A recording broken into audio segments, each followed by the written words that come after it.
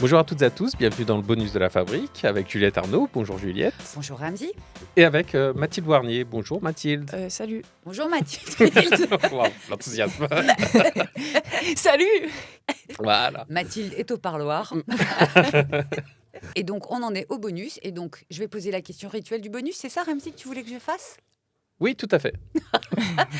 Mathilde, est-ce que si tu remontes le chemin de ta petite longue mémoire, est-ce que tu as des images de femmes ou d'hommes d'ailleurs, peu importe, dont tu te souviens et dont tu penses maintenant rétrospectivement que tu as eu envie de faire comme eux, ou qui t'ont inspiré, qui reviennent à intervalles réguliers et qui nourrissent ton art ?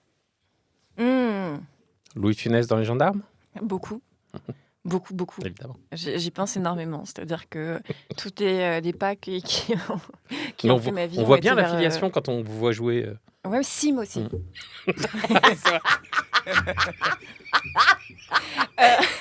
Sim a été une grande inspiration. C'est visuel. C'est très visuel, mais elle fait hyper bien Sim. Attends, je te le fais aussi. Ah ben ça, les filles à grosse mâchoire, il n'y a pas de problème. Hein. Ouais, écoute, attends, laisse-moi réfléchir. Des gens qui ont... Je crois que je me suis quand même construit sur des modèles aussi en contre-exemple.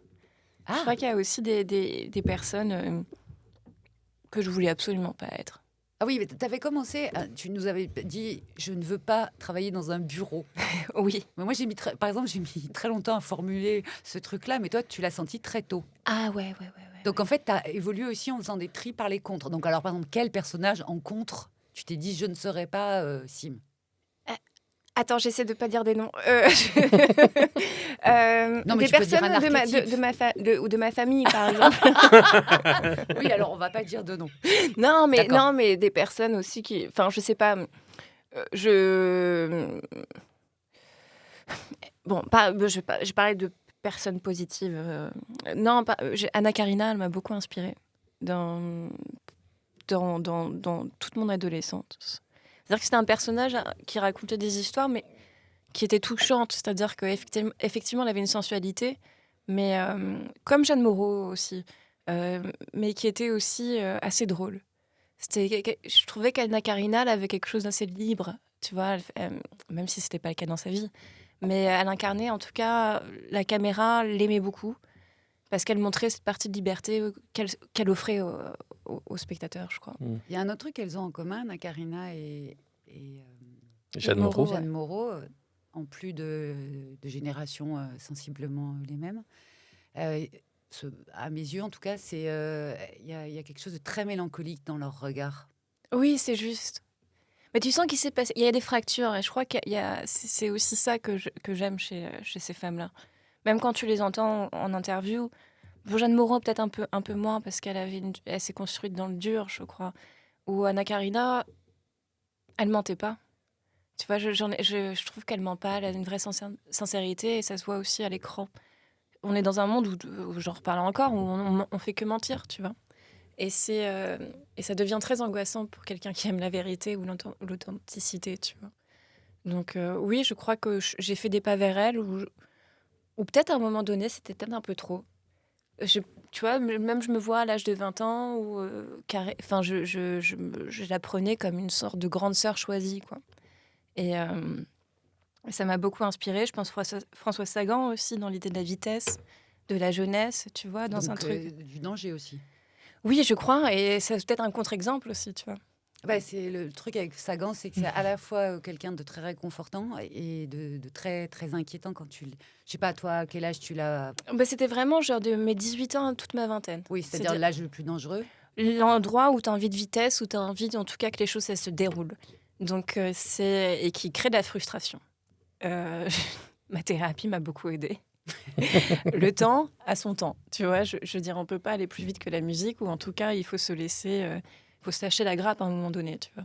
Et je pense que c'est 3 femmes qui ne l'ont pas fait, et que mon contre-exemple dans La femme de demain, ce serait un peu de me lâcher la grappe et d'arrêter de me faire du mal.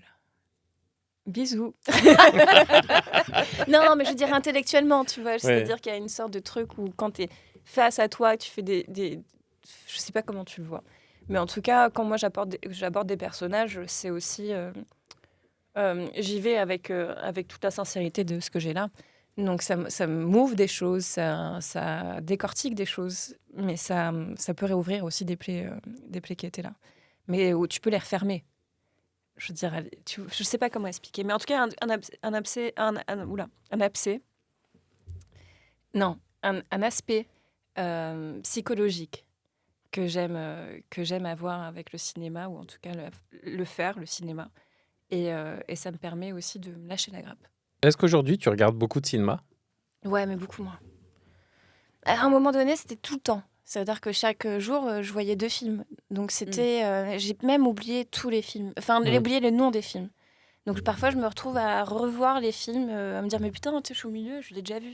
Donc je préfère avoir un peu plus de sélection aujourd'hui. Et tu regardes quoi? Quel genre de cinéma? Pardon, excuse-moi, c'était quoi ce des trucs un peu bizarres. Non, Mais on avait compris ton rire, hein, que tu n'allais pas nous dire. C'est Obélix, beaucoup. Non, les gendarmes de Saint-Tropez, je me suis refait toute la saison, tous les 10, je sais pas. Non, des films fantastiques que j'aime beaucoup. C'est pas ce qu'on peut appeler ça du fantastique, mais des films un peu série B en ce moment, en japonais, tu vois, par exemple. Donc ça va être... C'est bien parce que les Japonais, ils sont pas du tout... Ils sont bien installés dans leur tête. Ouais, je sais pas prononcer. Ouais, Ouais, en tout cas, c'est libre. C'est un cinéma compliqué, le cinéma japonais? Non, pas compliqué. Non, Enfin, non, je veux dire bien. C'est comme le cinéma. Enfin, moi, je retrouve ça aussi dans le cinéma coréen. Ils ont une manière d'aborder hyper frontalement l'étrangeté, la perversité, la perversion, alors qu'ils ont des sociétés qui, nous, occidentaux, nous paraissent tellement polissées. Et leur cinéma, il n'est pas du tout de la sorte. Enfin, il a l'air formellement de la sorte. Mais par contre, ils prennent pleine tête des trucs où nous, occidentaux, on ferait « ouh ». Oui, tu as raison. Et je pense que c'est aussi culturel. C'est-à-dire que comme tu as aussi beaucoup d'histoires, même dans la mythologie fantastique japonaise, plus la BD des années 50, qui a commencé à créer tout un univers fantastique pour les jeunes filles, etc. Donc, ce qui transparaît aujourd'hui dans le cinéma, tu as des mecs comme Sonotion, bref, il a des casseroles aujourd'hui, mais qui fait 2 films par an. C'est 2 films fantastiques, il y en a des moins bien, il y en a des bons, mais c'est quelqu'un qui fait. Comment t'as dit? Il s'appelle Sonotion. Okay. Je connais pas. Ouais, c'est plutôt cool. Enfin, c'est du cinéma, il a fait des trucs un peu bizarres, mais par exemple, t'as un film de 3 heures sur... comment ça s'appelle? Ah, j'ai oublié. Sur un mec qui fait du yo-yo avec des caméras pour prendre des photos sous les jupes des filles. Donc, c'est pas politiquement correct. À base, procès de Mazan. Et aujourd'hui, il est en prison. Mais c'est... Non. Procès de Mazan. Et des films actuels, récents, je sais pas, est-ce que tu... Non, je sais pas, là. Non, écoute, mais c'est parce que c'est actuel. Oui, Midsommar, j'ai trouvé ça vachement bien. Moi, j'ai tellement peur de le voir. J'ai trouvé ça super J'ai chouette. trop peur. Ouais, mais toi, t'as pas peur. Si, j'aime pas en fait, j'aime pas les gores. J'aime pas le truc gore. Moi, ce que mais j'aime, c'est un peu gore quand même, Midsommar. Dis la vérité, Mathilde. Ouais, ne mens pas aux Français. Mais après, t'es comme ça. T'es comme ça que pendant 10 minutes. Oui, mais après, donc ça veut dire que tu les as, les images. Ouais, mais le reste, c'est quand même cool. C'est quand même beaucoup de sang sur des gens blonds aux yeux bleus. C'est pas beaucoup de sang. Mais c'est ça que le film est bien, tu vois. C'est que finalement, comparé à Winnie, j'ai pas vu ça. assoiffé de sang et de miel. C'est quand même génial. Non, mais tu vois qu'il y a des libertés dans le film fantastique. C'est ça que j'aime bien aussi, tu vois. C'est qu'il y a la liberté, finalement, les gens qui ont des obsessions, parce que les gens du cinéma, ils sont quand même obsédés, tu vois. Et bah, au moins, t'as une tribune pour ça. C'est pas juste la jeune fille ou le jeune homme perdu dans la société qui va être remis par, je sais pas, une prof, une instit, quelqu'un qui est un fonctionnaire, tu vois. À la scène dite de la rédemption. Exactement.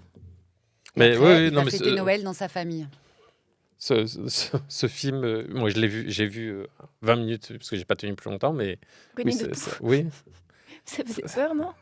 Bon, ça fait pas peur parce que tu vois que c'est vraiment fait un tout petit budget et que c'est assez mal fait.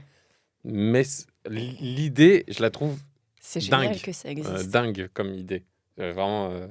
Je prends un conte pour enfants et t'en fais vraiment tout l'inverse. Ça n'a aucun sens. Mais... merci Mathilde, merci Juliette, merci à toutes et à tous de nous avoir écoutés. Merci. Et on se retrouve très bientôt pour un nouvel épisode. Bisous. Ouais.